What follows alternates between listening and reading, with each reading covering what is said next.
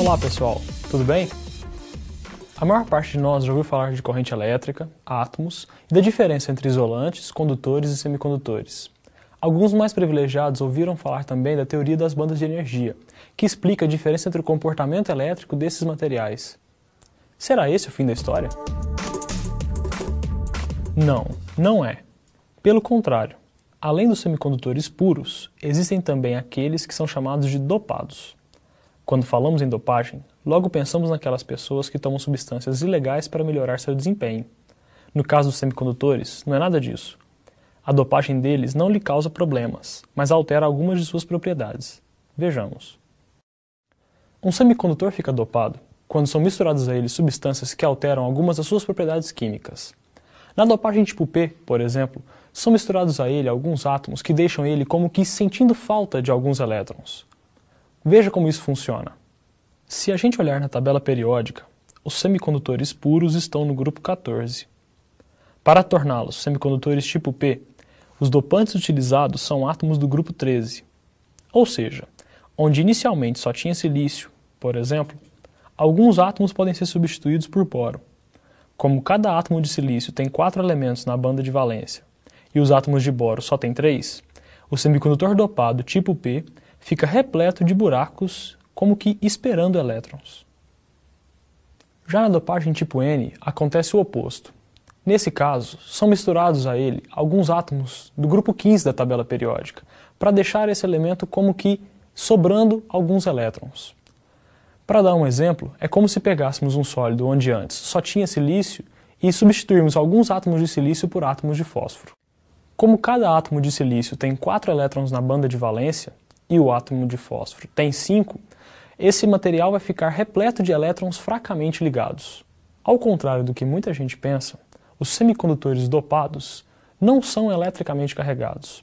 Essa suposta sobra ou falta de elétrons se refere somente à ligação química entre os elétrons e seus átomos. Na verdade, tanto os semicondutores tipo P quanto os semicondutores tipo N, ao todo, têm o mesmo número de prótons e elétrons. Mas afinal de contas, por que alguém iria dopar um semicondutor? Basicamente, para ampliar as suas possibilidades de uso. Um exemplo disso é a chamada junção PN, que dá origem a um componente muito importante da eletrônica, o diodo ou retificador, que tem esse nome porque ele deixa passar corrente em somente um sentido. Mas por que o diodo funciona dessa forma? Vejamos essa animação. Nela, é possível ver uma junção PN.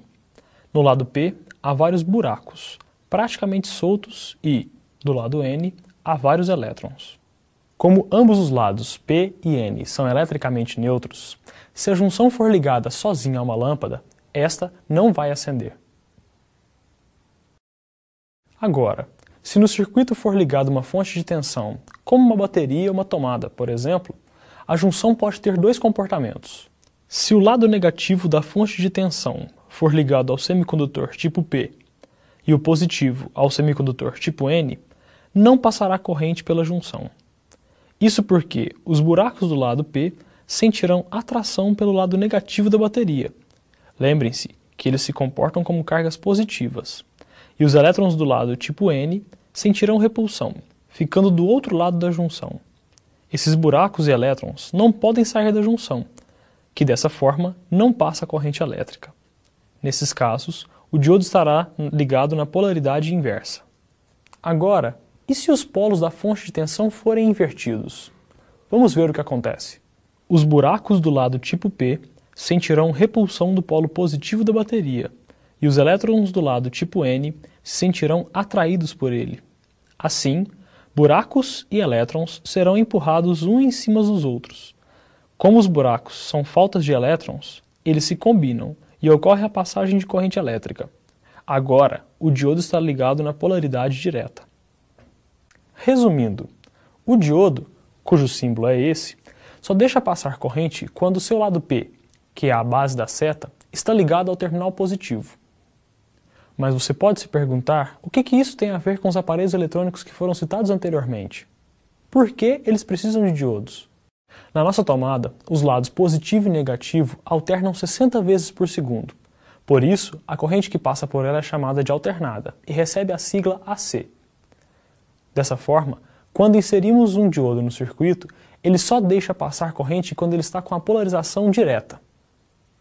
Por isso, ele é imprescindível nas fontes que transformam a corrente alternada da tomada, AC, em corrente contínua, DC. Basta lembrar que a corrente contínua tem um polo positivo bem definido. Para funcionar, os computadores precisam necessariamente de corrente contínua, e por isso, eles têm uma fonte que internamente transforma a corrente alternada em corrente contínua com a ajuda dos diodos. Mas uma questão que pode surgir a partir disso é: será que essa é a única ligação entre os semicondutores e os computadores? Não, não é. Os vários tipos de transistores são outro exemplo de componente eletrônico que funcionam baseados em semicondutores dopados. Eles usam os buracos dos semicondutores tipo P e os elétrons dos semicondutores tipo N para controlar a corrente que passa através deles. Basicamente, os transistores são divididos em 3 partes. Dependendo do tipo de transistor, essas partes são chamadas de base, coletor e emissor, ou portão, gate, dreno, drain e fonte, source. O funcionamento básico desse componente pode ser entendido da seguinte forma. A base do transistor funciona como uma chave, que abre e fecha o caminho entre o coletor e o emissor. Se existe corrente de base, vai existir corrente entre coletor e emissor, e quanto maior for a corrente de base, maior será a corrente entre coletor e emissor. E adivinha, o que acontece se a corrente de base zerar? O transistor desliga. Fazendo uma analogia, ele funciona como uma torneira, que permite, ou não, a passagem de corrente através dele. Esse comportamento dos transistores tem alguma aplicação? Sim, pois através da corrente de base é possível controlar a corrente entre o coletor e o emissor. Fazendo uma comparação, o transistor funciona como uma torneira. Só que, no caso do transistor, a corrente de base é quem controla a corrente entre o coletor e o emissor. Se enviarmos um sinal para a base do transistor, esse mesmo sinal, com uma amplitude muito maior, poderá ser visto entre o coletor e o emissor desse transistor. Por isso, hoje em dia os transistores estão em quase todos os amplificadores elétricos de som, além de equiparem também os aparelhos de rádio e televisão. Mas afinal de contas, qual é a função dos transistores nos computadores, nos tablets, nos smartphones e nos tocadores de música portáteis? Esperem pelo nosso próximo encontro. Abraços!